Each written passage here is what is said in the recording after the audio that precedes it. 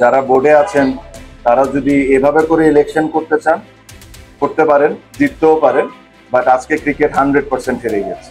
আপনারা বলেন বড় গলায় যে বাংলাদেশে ফিক্সিং বন্ধ করা লাগবে, আগে ইলেকশনের ফিক্সিং বন্ধ করেন। অলমোস্ট 50% আপনার উইথড্র করে দেয়। কোনো দিক থেকেই এর একটা ইলেকশন ছিল না।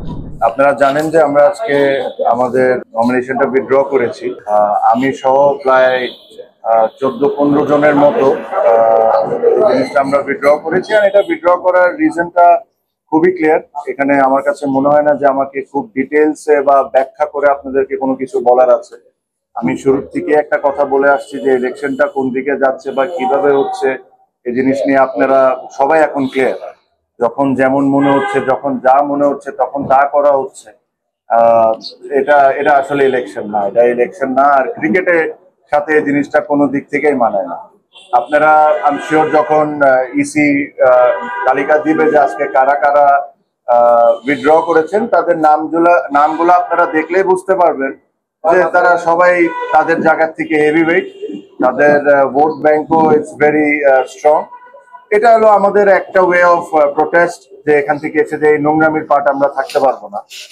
এখানে ধরেন বিভিন্ন ধরনের বিভিন্ন সময় অনেক ধরনের কথা বলা হয়েছে, but end of the day আমার কাছে মনে হয় যে এই নোংরামির সাথে আমরা কোনো দিক থেকে কোনোভাবে পার্ট রাখতে পারবো। আর সেকেন্ডলি আমি একটা জিনিস সবসময় বলছি, বাংলাদেশ ক্রিকেট এটা ডিজার্ভ করে না, বাংলাদেশের ক্রিকেট ফ্যানরাও এটা ডিজার্ভ করে না। এটাও বলে রাখি, আমি জানি না কতজন স্বীকার করবেন কি করবেন না, বাট এখানে আরো অনেকেই আজকে উইথড্র করতেন। তাদেরকে বিভিন্নভাবে বিভিন্ন ওয়েতে বোঝানো হয়েছে বা চাপ সৃষ্টি করা হয়েছে, তাদেরকে করে সামাও থামানো হয়েছে। বাট এছাড়াও অনেকেই আজকে উইথড্র করতেন।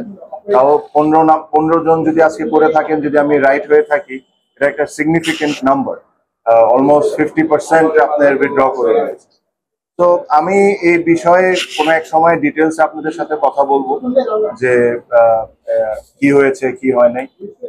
আমি একটা জিনিসই বলবো যে যারা বোর্ডে আছেন তারা যদি এভাবে করে ইলেকশন করতে চান করতে পারেন, জিততেও পারেন, বাট আজকে ক্রিকেট 100% হেরে গেছে। এটা নিয়ে কোনো সন্দেহ নাই। আপনারা বলেন বড় গলায় যে বাংলাদেশে ফিক্সিং বন্ধ করা লাগবে, আগে ইলেকশনের ফিক্সিং বন্ধ করেন, পরে ক্রিকেটের ফিক্সিং বন্ধ করার চিন্তাটা করি। তো আমার এর চেয়ে বেশি কিছু বলার নাই। আমার কাছে মনে হয় যে এটা স্পষ্টভাবে ক্লিয়ার সবার কাছে, কারা কারা কোন সময় কারা কারা কোন ধরনের ইনভলভমেন্ট এখানে রেখেছেন, কি ধরনের ইন্টারফারেন্স হয়েছে।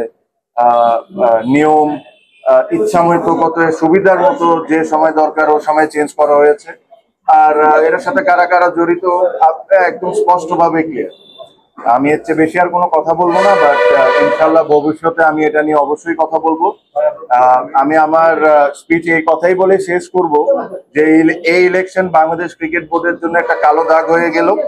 আর এই ইলেকশনের পার্টের সাথে যারা আছে, এরা আই এম শিওর তারাও বুঝতে পারেন যে ইলেকশনটা কোনো দিক থেকেই এর একটা ইলেকশন ছিল না। So thank you. আমার তরফ থেকে আমার এর চেয়ে বেশি আর কোনো মেসেজ দেওয়া নেই।